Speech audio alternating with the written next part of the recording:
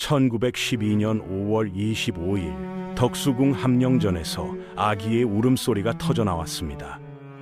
61세의 고령에 딸을 얻은 고종은 기쁨을 감추지 못했습니다. 그동안 아들만 있고 딸이 한 명도 없었던 고종에게 덕혜옹주는 하늘이 내린 선물 같은 존재였습니다. 고종의 사랑은 파격적이었습니다. 조선 건국 이래 처음으로 왕의 침전인 함령전에서 딸이 살도록 허락했습니다. 원래 왕의 침전은 오직 왕만 사용할 수 있는 신성한 공간이었지만 고종은 그런 전통을 깨뜨렸습니다. 어느 날 유모가 아기를 재우고 있을 때 고종이 들어왔습니다. 유모가 일어나려 하자 고종은 아기가 깨면 어떻게 하느냐, 그냥 누워 있어라 라고 말했습니다. 왕에 대한 예의보다 딸의 단잠이 더 소중했던 것입니다. 덕혜옹주가 5살이 되자 고종은 또 다른 파격을 단행했습니다. 바로 왕실 유치원을 만든 것입니다. 조선시대에는 왕자들의 교육만 중시했지 공주들의 교육은 별로 신경 쓰지 않았는데 고종은 하나뿐인 딸을 위해 준명당 안에 유치원을 설치했습니다. 유치원까지의 거리는 고작 150m, 걸어서 2분이면 갈 수 있는 거리였지만 고종은 매일 아침 덕혜옹주를 가마에 태워 등교시켰습니다.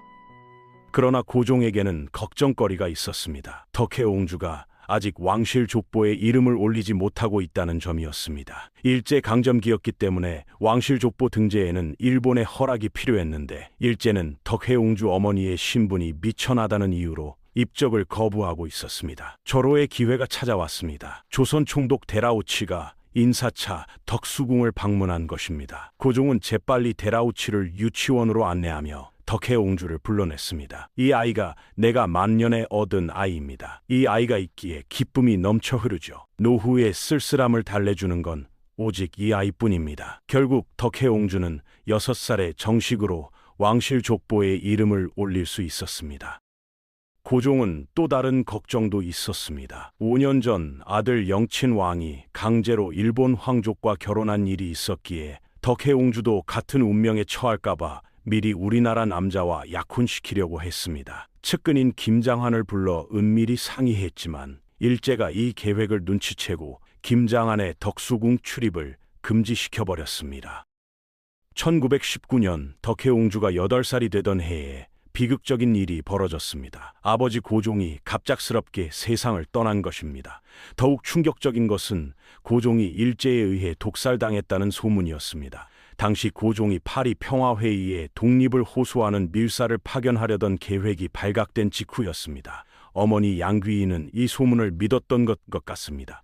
그래서 덕혜옹주에게 늘 물병을 들고 다니라고 했습니다. 적국 땅에서는 물 한 잔도 함부로 마시면 안 됩니다. 아버님께서 어떻게 돌아가셨는지 가슴에 새기세요.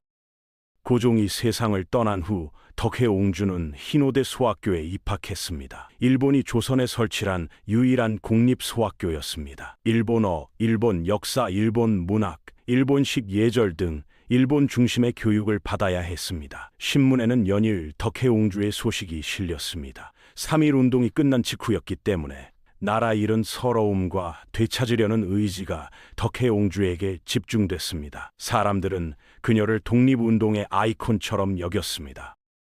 이런 상황이 일제에게는 눈엣 가시였습니다. 1925년 덕혜옹주가 14살이 되자 일본은 그녀를 일본으로 유학 보내기로 결정했습니다. 조선 사람들 앞에서 아예 사라지게 하려고 했던 것입니다. 도쿄역에는 오빠 영친왕이 마중 나와 있었습니다. 덕혜옹주는 도쿄 여자학습원에 편입했는데 일본의 황족과 귀족들이 다니는 상급 학교였습니다.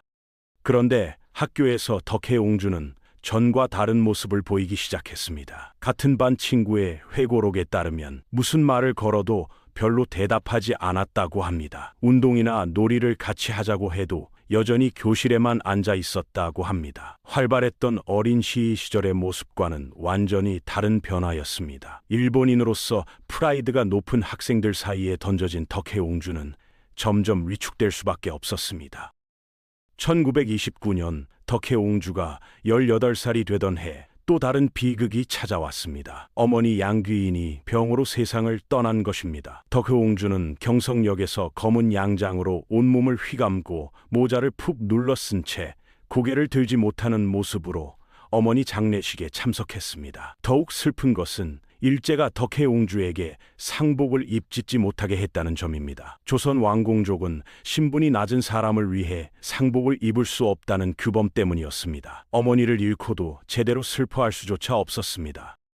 일본으로 돌아간 덕혜옹주는 어머니를 잃은 슬픔을 삼키며 다시 학교 생활을 해야 했습니다. 그런데 어느 날 밤 충격적인 일이 벌어집니다. 멀쩡했던 덕혜옹주가 갑자기 사라진 것입니다. 기록에 따르면 몽유병자처럼 한밤중에 나가 정원을 돌아다니기도 했다고 합니다. 사람을 눈앞에 두고도 멍하니 있기만 하고 아무리 말을 걸어도 반응하지 않았습니다. 의사의 진단은 조발성 치매증, 오늘날의 조현병이었습니다. 일본 강제 유학과 어머니의 죽음으로 마음속에 응어리가 쌓이고 또 쌓이다가 결국 버티지 못하고 무너져버린 것입니다. 당시 덕혜옹주의 나이는 겨우 19살이었습니다.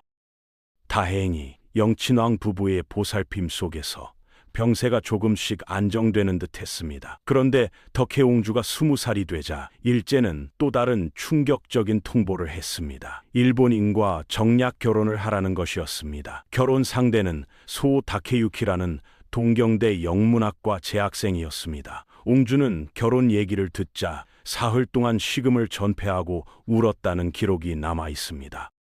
1932년 덕혜옹주는 소 다케유키와 결혼식을 올렸습니다. 조선신문에는 남편의 얼굴을 지워버리고 보도했습니다. 일제가 조선의 귀한 왕녀를 일본인으로 만들려는 의도에 대한 분노를 표현했던 것입니다. 결혼 생활은 그럭저럭 평온했던 것 같습니다. 1년 후 딸 마사에를 낳기도 했습니다. 하지만 그동안 수면 아래 숨어있던 조현병이 다시 고개를 들기 시작했습니다. 대마도를 방문했을 때 갑자기 미친 듯이 웃음을 터뜨리는 등 병적인 증상을 보였습니다.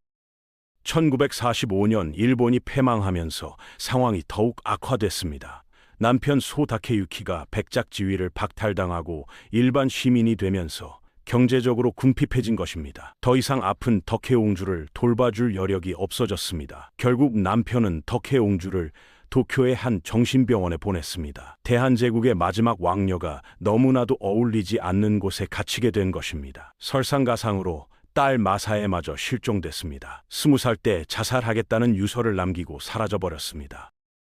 1950년 서울신문 도쿄특파원 김을한이 덕혜옹주를 찾아냈습니다. 김을한은 고종이 덕혜옹주의 약혼을 추진했던 김장한의 형이었습니다. 정신병원에서 초라한 모습으로 있는 덕혜옹주를 보고 하염없이 눈물을 흘렸다고 합니다. 하지만 덕혜옹주는 바로 한국으로 돌아올 수 없었습니다. 당시 한국 정부가 대한제국 황실 가문의 귀국을 꺼렸기 때문입니다. 김을한은 포기하지 않고 계속 노력했습니다. 대한제국 황족들은 일본에 제발로 간 게 아닙니다. 끌려갔습니다. 그들의 입국을 거부하는 건 명백히 우리 책임입니다.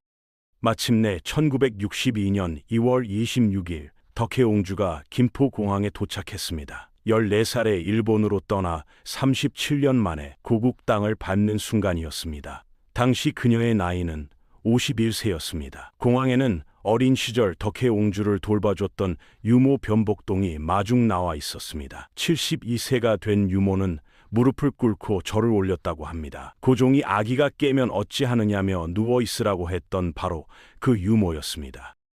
덕혜옹주는 그 후 27년간 창덕궁에서 남은 삶을 보냈습니다. 1989년 78세의 나이로 세상을 떠났습니다. 무덤은 고종엔 바로 뒤편에 만들어졌습니다. 세상을 떠나서야 비로소 아버지 품에 안길 수 있게 된 것입니다.